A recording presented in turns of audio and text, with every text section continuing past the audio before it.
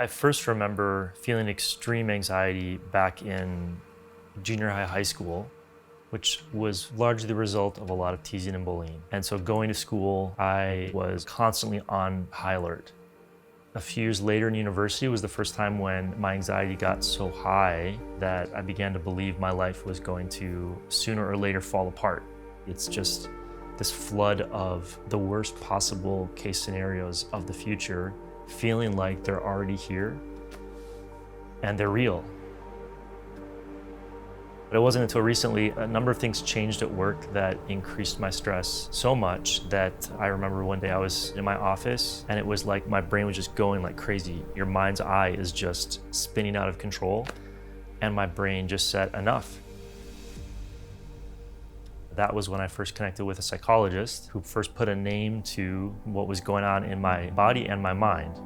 She finally, in one session, listening to me tell my story and listening to how I think, described both the diagnosis and mirrored back to me the way that my patterns of thinking had been going on for years.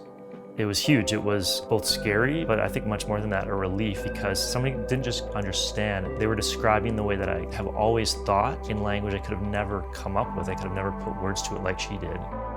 There's an explanation for it, and there's actually a path to learning how to not let this ruin your life.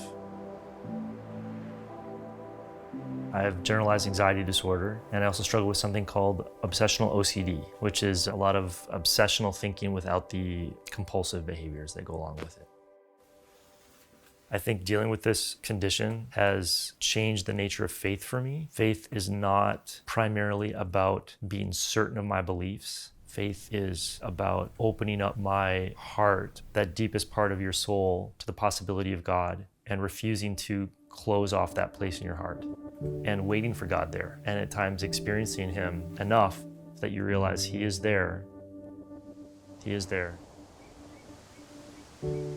I thought of the story, they call her the hemorrhaging woman, who approached Jesus through this big, massive crowd of people, and he suddenly feels this power go out from him. And she had been trying really hard for a really long time to find healing, to find relief, to find care, and things had only gotten worse. And that's what it feels like and has felt like a lot of the time is you talk to a doctor, you talk to a psychologist, you talk to a counselor, you pray with your pastor, and things keep cycling. She didn't give up. She kept reaching out. She's been an example to me of I can't just kind of lie down and give up or wait for God to come rescue me.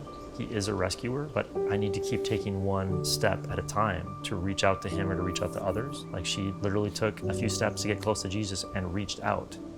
She didn't know if she was going to be healed. She didn't know if this was just one more in a long line of attempts. So to not give up and to keep reaching out.